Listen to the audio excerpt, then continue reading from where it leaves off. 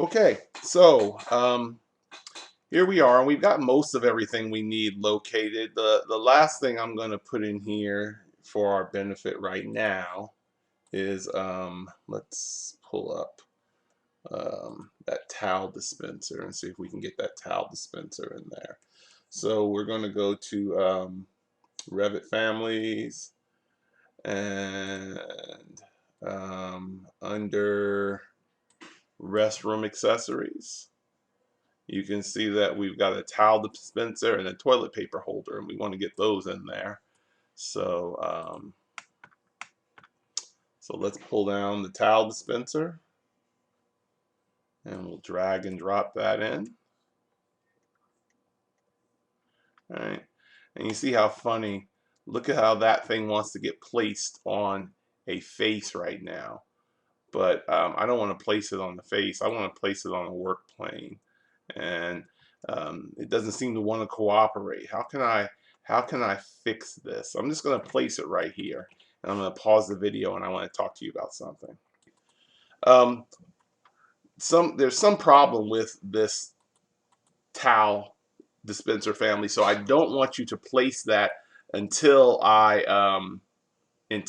get the dispenser fixed. And I'll do the same with the tissue dispenser so that it's a surface mounted model. So I'll make a separate video for that after I get that fixed later, but that'll be after class today. Okay, so let's not worry about that right now. Let's talk a little bit about our entry. Okay, last portion of today that I want to discuss. So let's do this. Let's go to our Bobrick display, and let's look at our entry. We know the door should open ideally outward if we can do that, right? Let's look at our Revit model. Our door's opening inward. Now, let's think about this for a minute. Is this an egress issue? No, this really isn't an egress issue. But, you know, ideally, if we can have that door open outward, that's helpful, especially to someone in a wheelchair. Now, I've seen doors open in and out to bathrooms, but ideally, you know, since it is a room that people occupy at times, having an opportunity to exit and go that way is going to be more ideal. So let's go in here and let's look at what the accessibility code has in there, if it shows us anything. You see those doors open out. So ideally, we want those doors to open outward. Okay. All right. So that said, I'm going to go ahead and flip this door out. Now, this is only a 34-inch door. This should be a 36-inch door, people, right? And ideally, we'd like it to be one of these doors, right? Because if it's one of those doors, you know, that's going to be helpful for us because we can see the approaches, right? So let's see if one of those doors will work for us. If we can find a door that's going to work.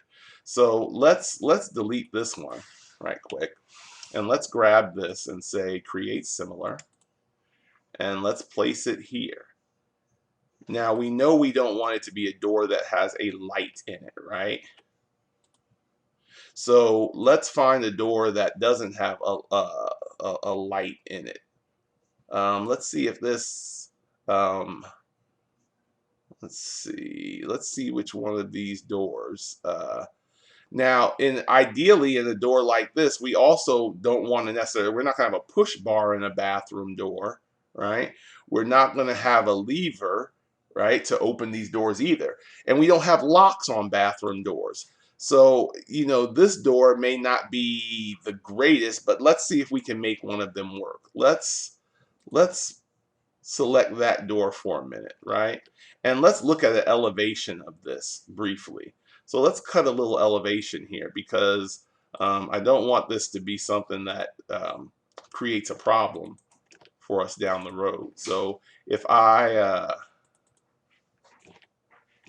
hold on, go to view. Okay. So first things first, in this view, I've got to turn off that visibility in that stall again.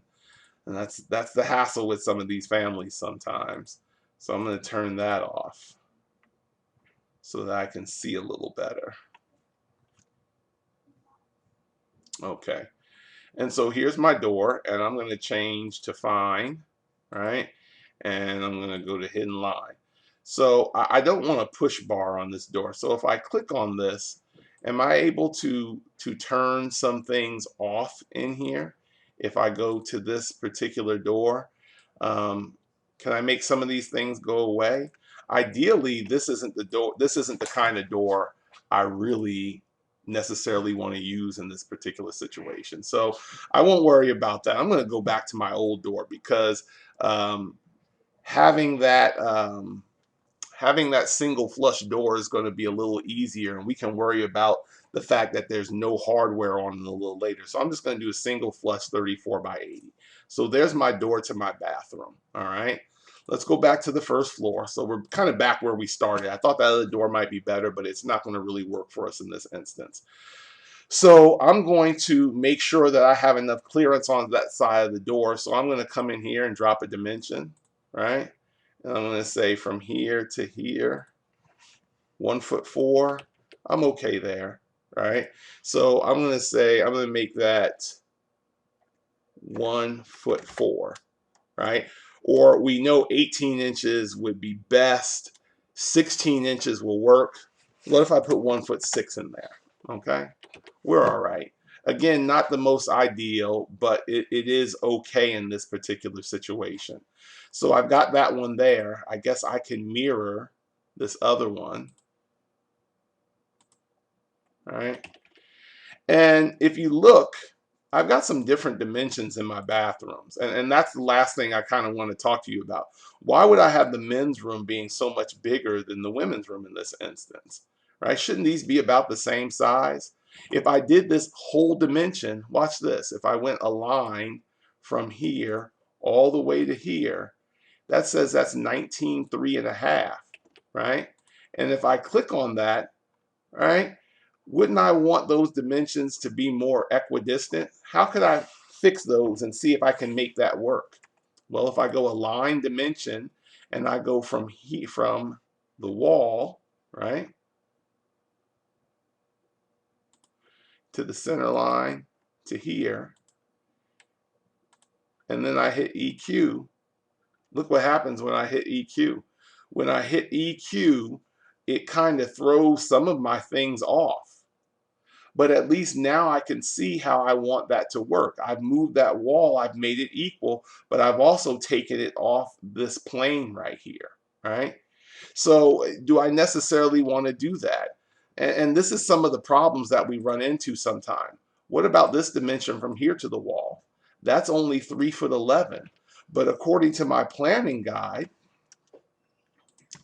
ideally, right, I should have at least 5 foot in here for the turning of a wheelchair space.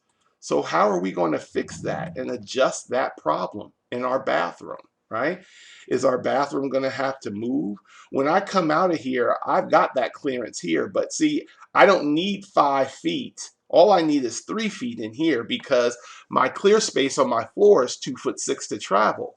So, I've got a couple of things I could do in this instance, right? I could go ahead and I can say, well, if I move this wall, how does that affect me on the second floor, the third floor, or the fourth floor? Well, it really doesn't affect us truly yet. And why is that? It doesn't affect us because we haven't laid anything in yet, right? So working on this first floor, first is the wise thing instead of trying to make that particular thing work on all those floors up there. And so this was kind of built in to show you that, hey, we had this wall here, but is that the best place for it? We don't want to move our column line because our column line is working on some other things. So what we can do in this instance, now that these are equidistant, this 9'3" and 9'1 3/4" dimension, here's what I can do now. I can come in here and I can say, all right, I can align everything that I need to realign back to my wall, right? Let's try that. Let's get in a little closer and try that. Let's try to just physically move it. That'll be a little better. So I'll move this from here and I'll unconstrain it and go right back to that wall, right? So those move. I can go ahead and align these other things. They shouldn't give me much of a problem. Let's see. So those worked, and so do those. All right. So now I can honestly, I've got those in there. Let's see if I can select and move these now, right? Along with this stall and all these items. Let's see if I can move them all at once. See if Revit wants to be kind to me in this instance. Yeah, I should be able to move them. And I'm going to move it from the surface here to this surface right here. So, oh, and then we'll just realign these back to this wall or move them back to that wall. And again, you have to remember to unconstrain and then move those items back. So now our bathrooms are pretty good for the most part. I got a couple of little more things that I can move in here, all right? But again, being able to recognize when we have some things that are off and being able to move them around, that's going to be important for us. So now we've got equidistant dimensions on both sides, and now I can, it comes back to that door. If I put an aligned dimension on that door and I say I want it to be 1'6",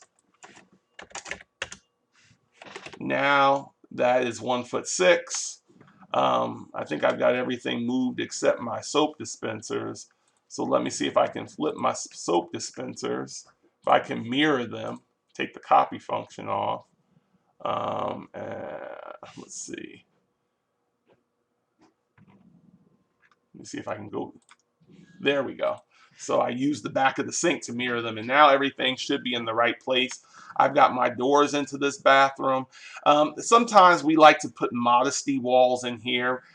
We don't exactly have to. I could flip the door, right?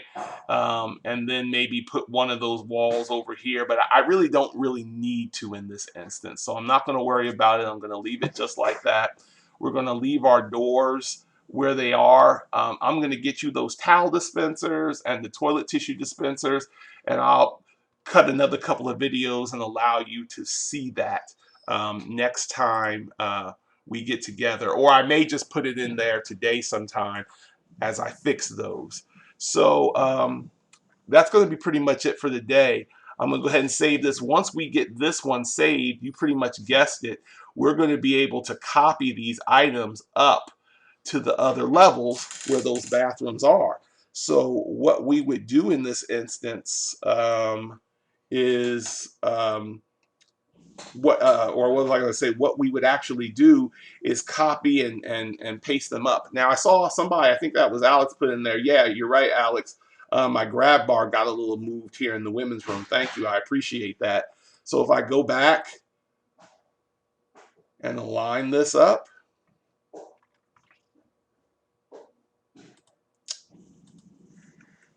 I know that dimension needs to actually be 12. So thank you. Appreciate that, Alex. Good catch. All right. So I think we're okay now. As I look at things, it looks like we're lined up. And you saw, you know, in several videos, it takes us a while to get everything and get a bathroom lined out properly for it to work the way we need it to work. Now, again, we know bathrooms and things like that are based on occupancy. So I happen to know that this is going to work for our particular occupancy and occupant load. Typically, we have to have one toilet for every 40 women and one toilet for every 50 men. And then we can have a combination of stalls and urinals in here too. So, you know, I could come in here and instead of this urinal, I could decide to put another toilet if I wanted to, and I could change that on other levels. But usually on a level like this, you know, having the two urinals is going to be sufficient, and just having the one toilet is going to work. Okay, so the last part of this, if we wanted to, couldn't we click here, right? Click on both of these doors and this wall. Whoops. Yeah, and we could say copy the clipboard, and then we could go here and say paste a line to selected levels. And we can say second, third, and fourth. I'm holding down control, hitting OK. Let's see if they copied. Here's the second floor. There's our bathrooms on the second floor. There they are on the third floor. And there they are now on the fourth floor. So our walls are laid out for us. Now, what else could we do? Let's see if we can get our toilet stalls and our grab bars to go up. You know, sometimes Revit doesn't like to do some of these things, but I'm going to click on that one, hold down control, click on this one, and then I'm going to click on my urinal screens, and I'm going to say copy, and then paste a line to selected levels, second, third, and fourth floor. Let's see, now we're, whoops, not sections. I don't want those sections. I want to see the second floor. There's second floor. There's third floor. And there's fourth floor. So that worked. Now if we go back again, let's see if we can do our grab bars. 1, 2, 3, 4, right? And we could say copy and then paste a line to select a level, second, third, and fourth. Seeing how easy this is now, right? Let's see if it worked. There's 2, there's 3, and there's fourth floor. So that worked. It works if you don't try and do it all at the same time, or if you do similar things, they'll usually work. When I select everything, it doesn't work. So I'm going to go grab and hold down control. 1, 2, 3, 4, 5, 6, 7, 8, 9, 10. Let's see how that works. Copy and then paste a line to select a level, second, third, and fourth. Okay, that seemed to work. There's second, there's third, there's fourth. Wow, that was really easy, wasn't it? Now let's go back. Let's see if we can get our soap dispensers to go up like that. Plus our clear floor space. It'd be helpful to have that too, right? So I can say copy, then up, look at that. It won't let me bring those up together. So guess what? Let's see if we can just do the soap dispensers by themselves. And then we can go copy and then paste a line to select the level. See, Revit is very picky sometimes about what it'll let you do. There's the second, third, and here's the fourth. All right. And then lastly, if we want, you know, we really don't have to bring that clear floor space up. We know we've got it. So, but if you want to bring that up with you, you can. So if I hit copy and then look at that, it will not let me collapse. So there's something good for us to know. We cannot copy these groups and bring them up together like that. Can we just do one? Let's see if we can do one. Copy and then paste. Nope, it will not let us do groups. So I don't know if I just didn't realize that before. That's kind of hitting me right now. I thought I could do that, but I can't. No big deal. I got everything else to copy up. So our bathrooms are done. And when we come back, we're still not labeling the rooms yet because we've got a few more things to work out. But you can see now our bathroom spaces are pretty much laid out for us with the exception of towel dispensers, toilet tissue dispensers, and waste baskets. And that'll be something we can do last. We don't really need to worry about that right at the moment. So I'm going to go ahead and stop the video, and that'll be it for today. I will cut those other videos separate than our lesson that we're going to have on Wednesday, but we're going to lay out a few more of our utility kind of spaces. And then, like I was telling you before, I'm going to have to make some other videos to kind of get us ahead with some few things. So you'll have homework to follow even outside of the class, and I'll have videos that are set up for you for that. Okay, so hope everybody have a good day. I will see you tomorrow. I'm going to stop this video